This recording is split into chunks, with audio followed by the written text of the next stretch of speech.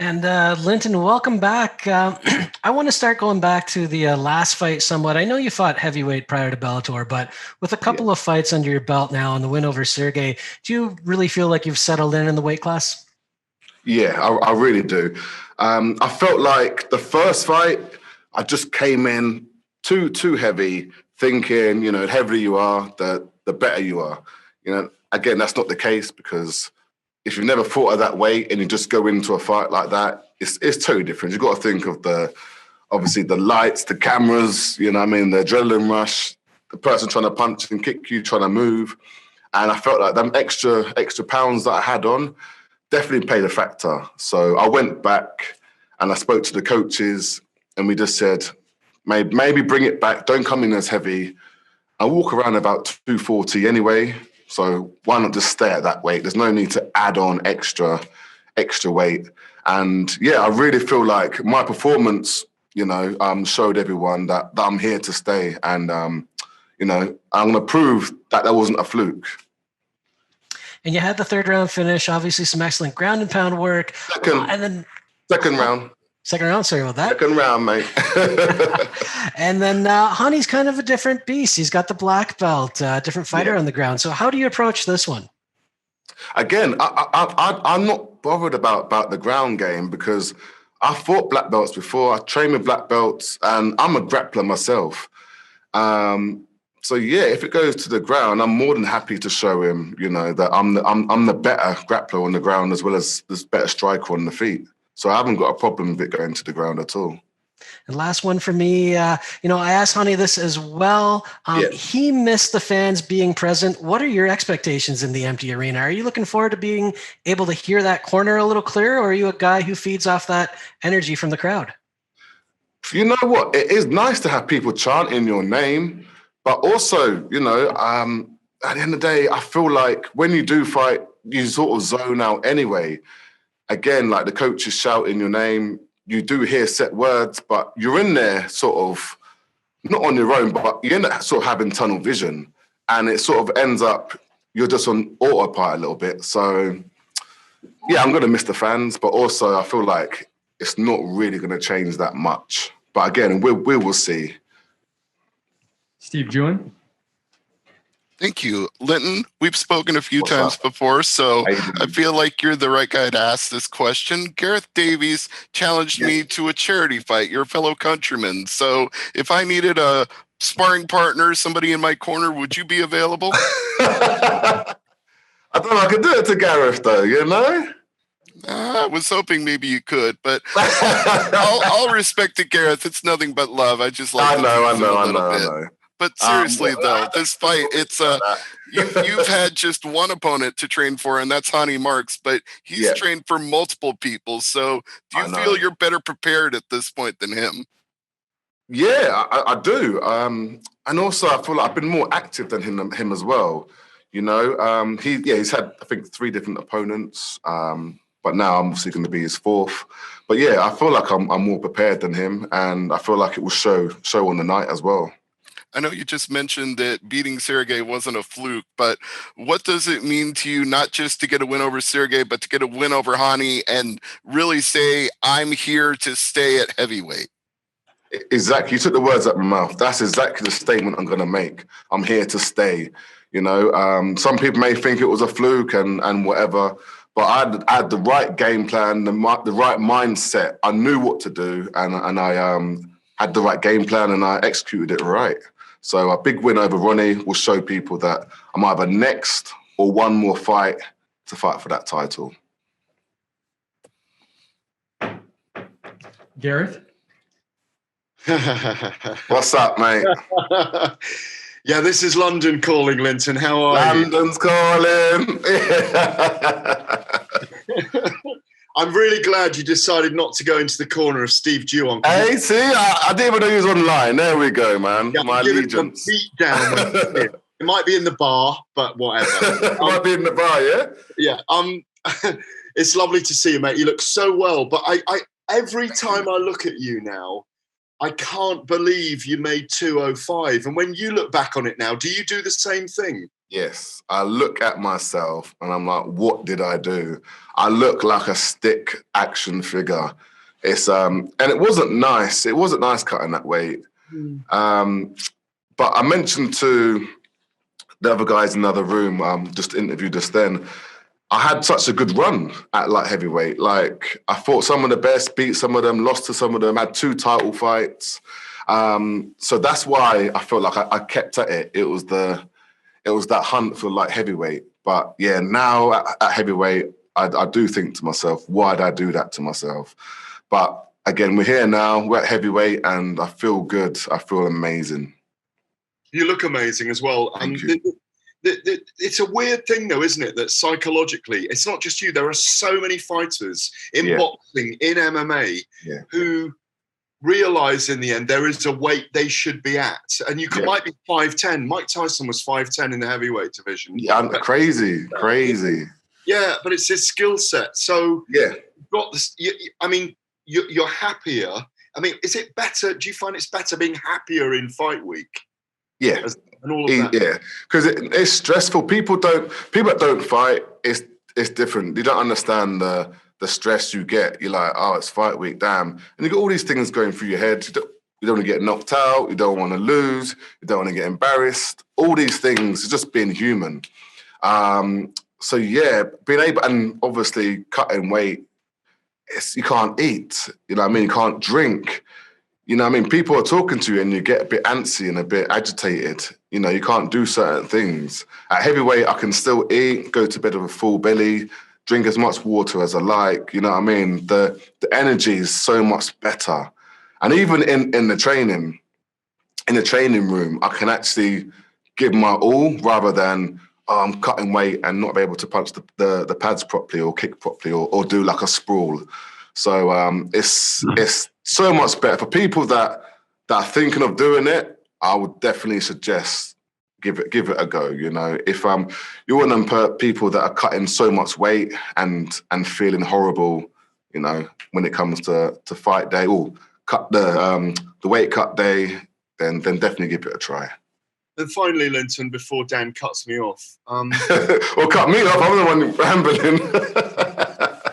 Basically, I know you've got to get through Ronny Markes on Thursday, and you're both formidable fighters. Will you not be content in your career unless you have a run at the title in Bellator and that you at least fight for it, if not win it? Yeah, of course not. Of course not. My passion is to win that. You know what I mean? I know I can do it. You know, and I feel like we have these life lessons. You know, I had my try at light heavyweight. Okay, it didn't work. I'm not going to go home and cry about it and stop. Now I found a new life. I feel so much better at heavyweight. You know, so yeah. Again, I'm going to give it a run at heavyweight, and that's exactly what I'm going to do. So I won't be content. Definitely not. If you know, I don't win. Jim? Linton, where did you train for this fight, and who trained you in this one? So I was at Sanford MMA, my gym back up in Florida. I had quite a lot of people helped me for this camp. Steve Marry, he's a contender. What's the word I'm looking for? He actually fights for Bellator himself, so he's an athlete, signed athlete to the roster. I can't think of the names. Ong Lang Sang is in my corner. AJ Rumble Johnson, Victor Pesta. The list goes on. So I've had a good training partners. So yeah, I'm ready, man. I'm ready for this. And you mentioned South Florida and Sanford MMA. I'm in South Florida, and I'm just curious, what is it like there at Sanford MMA? It's just South Florida in general. There's so much MMA talent training in this area. Yeah, we have the best gym. Again, we have Henry Hooft, we have Greg Jones, we have Cami Barzan, we have Corey Peacock. We have a solid team and a solid coaches, and it's one of the best teams in the world. And I'm glad I made the move. You know, from where I was training in England, I just didn't have the training partners. Here I have everyone from all over the world. So I'm more than happy that I made the move, and it's one of the best gyms in the world, again, as I just said. And lastly, from me, in South Florida, what is it like in the winters down here for you compared to England?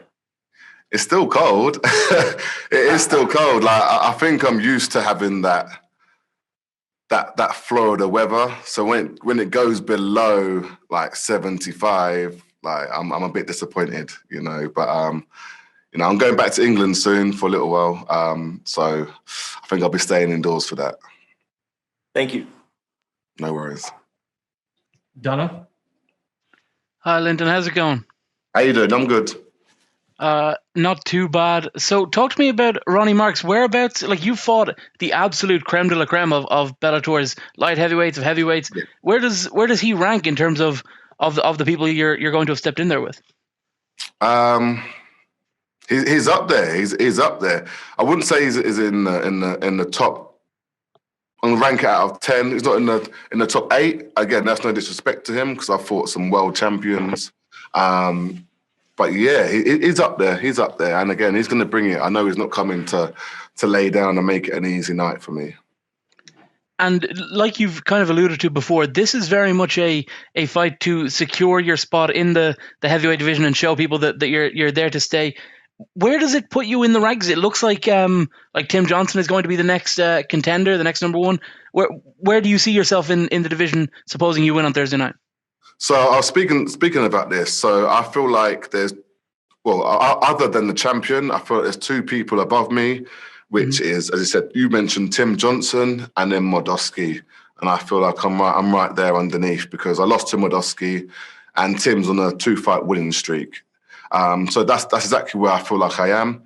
And a big win over Ronny, I'd like to fight one of them too next and then, get that title fight.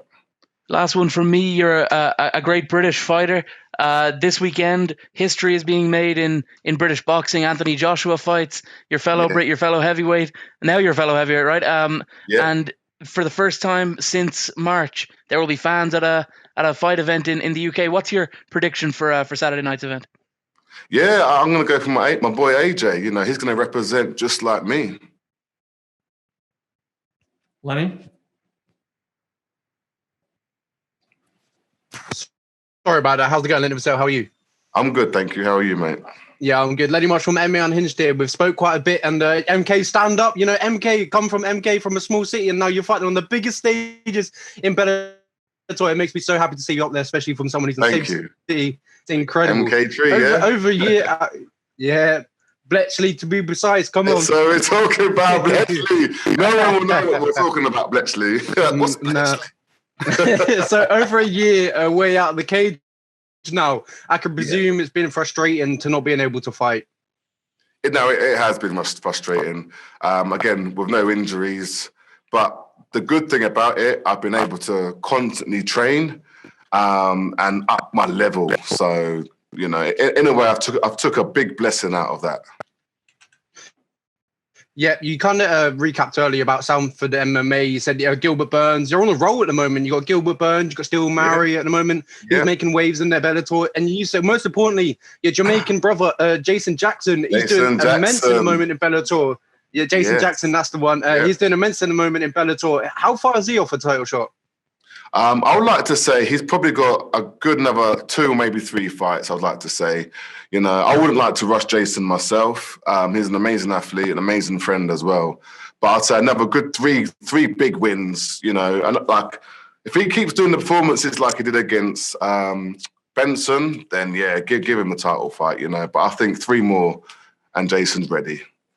Yeah, just my last one is Tyrell Fortune. He fought the other week, and he got on the mic and said that you 2 were meant to fight. Could you talk about where that fight went and why didn't go to plan? So I was offered like 4 other opponents before Tyrone, and then this came to the point they were like, "We've got no one but Tyrone." I was like, "All right, let's just do it." And then I got a call to fight. I think Sergey again. And then I was like, I've already fought him, so why am I going to fight him again? It wasn't even close. So then they offered that to him. That didn't happen. And then they're like, "Oh, we've got Ronny Markes for you." Because I think Ronny was supposed to fight Sergey first. And then, something happened. I think Karatonov couldn't get I think Ronny couldn't get the visa or something. And then, that's how it happened. It's one of them ones, All right. Thanks for the time, Linton. Good luck this week. No worries. Thank you.